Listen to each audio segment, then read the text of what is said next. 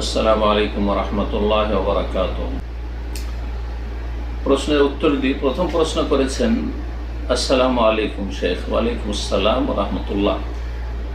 যদি কোনো মেয়ে মেডিকেল পড়ে আর ভাইবা পরীক্ষায় শিক্ষক নিকাব খুলতে বলে, এজন্য অপমান করে, নানা ঝামেলা করে, তাহলে সে কি করবে? সে কি খুলতে পারবে? না মোটেই খুলতে পারবে না। মেডিকেল পড়া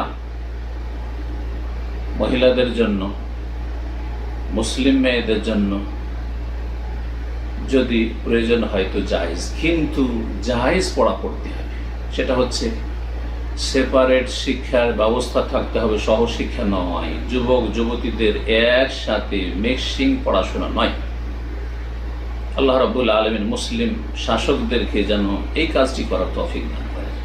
ছেলে মেয়েদের পৃথক পৃথক শিক্ষাঙ্গনের ব্যবস্থা করার তৌফিক দান করেন, ভালো কাজ করার আল্লাহ তৌফিক দান করেন। এটিও আল্লাহ রাব্বুল আলামিন বড় শুকরিয়া আদায় করা যে মেয়েদের জন্য ভালো পরিবেশে লেখাপড়ার ব্যবস্থা করবেন, ছেলেদের জন্য ভালো পরিবেশে লেখাপড়ার ব্যবস্থা করে। ছেলে মেয়ে একাকার করে দেবেন না, না হলে যত অশ্লীলতা ছড়াচ্ছে, যত জেনার পাপ হচ্ছে, সবগুলি যারা নেতৃত্বে রয়েছেন শিক্ষা দপ্তরে আর তার ওপরে বা তার সাথে সংশ্লিষ্ট সবাইকে এর ভাগ নিতে হবে। আল্লাহ যেন বুঝার তৌফিক।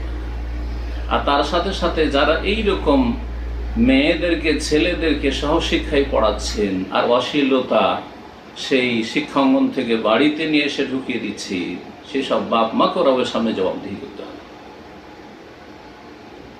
এইরকম মেডিকেল পড়া সহশিক্ষায় জায়েজ নয়, হারাম। আর সেখানে মুখমণ্ডল যদি খুলতে বলে মোটেই মানবেন না, বরং আপনি সেই শিক্ষাকে লাথি মেরে দেবেন। রাসূলুল্লাহ সাল্লাল্লাহু আলাইহি সাল্লাম বলেছেন, লা তাআতা লি মাখলুকিন ফি মাসিয়াতিল খালিক। কোন সৃষ্টির আনুগত্য নেই ফি মাসিয়াতিল খালিক, স্রষ্টার বিরুদ্ধাচরণ করে, রবের নাফরমানি করে, হারাম কাজ করে আপনি কারো আনুগত্য করবেন, মোটেই না।